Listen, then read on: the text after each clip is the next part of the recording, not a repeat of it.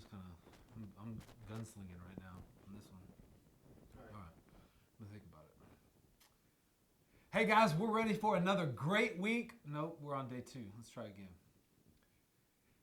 Hey guys, whoa, I gotta think about this.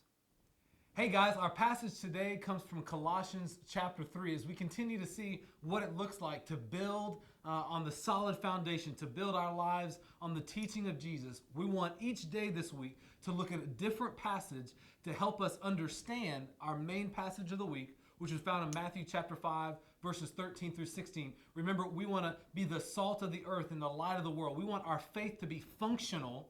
And so we're going to look today at Colossians chapter 3 to see how we can have a functional faith, how we can live out our faith even today as we wake up and head out into the new day, whatever it holds for us. And so as you read Colossians 3, what you'll see is that there's this theme all the way through of our attitude, right? That there's these choices that we make about who we are and what we choose to do. In verse 2, Paul encourages the church in Colossae, and he encourages us through that in the same way to say, listen, set your mind on things above, right? It's an attitude change. You got to choose to see things as if you're in heaven with Christ where he is, from a heavenly perspective, not an earthly perspective.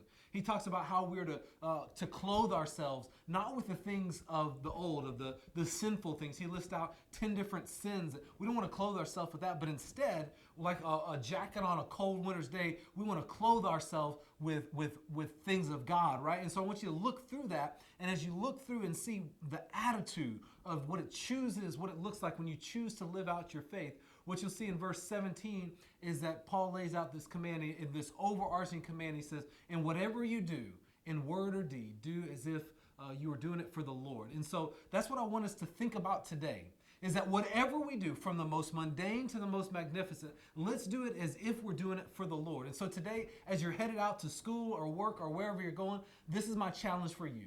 Find one task, one thing that you're going to do today that you wouldn't normally do or you wouldn't normally see as being spiritual.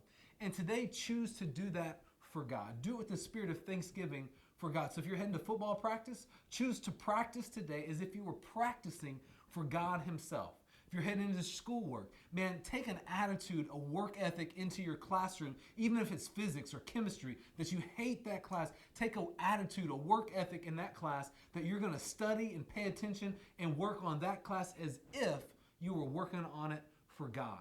And what we'll find is that as we choose to take one task each day, and then eventually 2 tasks, and then 3, and then eventually every part of our day, we'll find that we begin to live a very functional life where our faith matters, where it causes a change inside of us and ultimately a change in other people. I hope this encourages you today.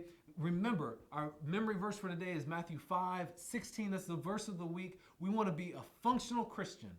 And so we want to let our light shine before all men so that as they may see our good works and glorify our Father in heaven. I love you guys. Have a great day. Let's go get today. Have an attitude, a heavenly perspective. Let's go get it today, and I'll see you tomorrow. Adios.